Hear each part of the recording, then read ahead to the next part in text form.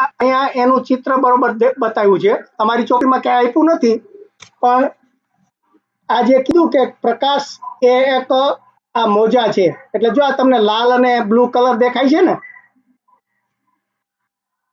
એટલે આ રીતે આ પ્રકાશ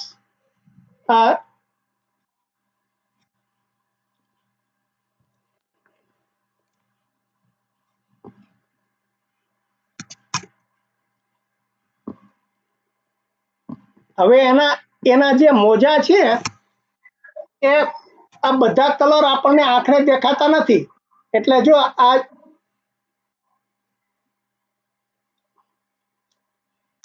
આ જે આપણી આંખ છે એ ખાલી આ જે બધા મોજા હોય, નાના મોજાથી મોટા મોજા વંડીમાં ખાલી આટલો જે થોડો ભાગ છે એ જ આપણી આંખ જોઈ શકે છે. બીજા જે આપણે એક્સરે પડાવવાનું કે જે બધા હોય એ બધા આપણને દેખાતા નથી. એટલે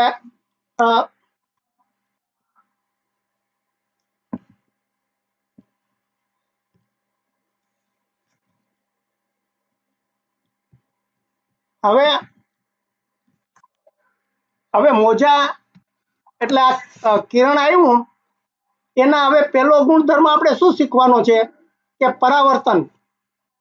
એટલે આમાં જો તમને અત્યારે આ દેખાય છે, પેલું આણે આ લોકોને ચિત્રથી સમજાવ્યું કે આમાં આ જે સાઈન મારી છે એ તમને દેખાતી નહીં હોય, પણ પાણીની અંદર તમે લખ્યું છે એ વંચાતું હશે, દેખાય છે શું? Mirror lake. એટલે આવું કેમ થયું? ઉપર પાટિયું લખ્યું, પાટિયું છે એનો પાણીની અંદર જે પડછાયો પડે છે એ વંચાય છે, ઉપર આપણને નથી વંચાતું. એટલે તમને આના ઉપરથી આ જે પરાવર્તન છે એના ગુણધર્મ તમારે જે શીખવાના છે એનું આ ચિત્ર આપ્યું છે. એટલે તમારે ચોપડીમાં જો ખાલી એટલું જ આપ્યું છે કે ચોપડીમાં તમે કીધું છે કે જે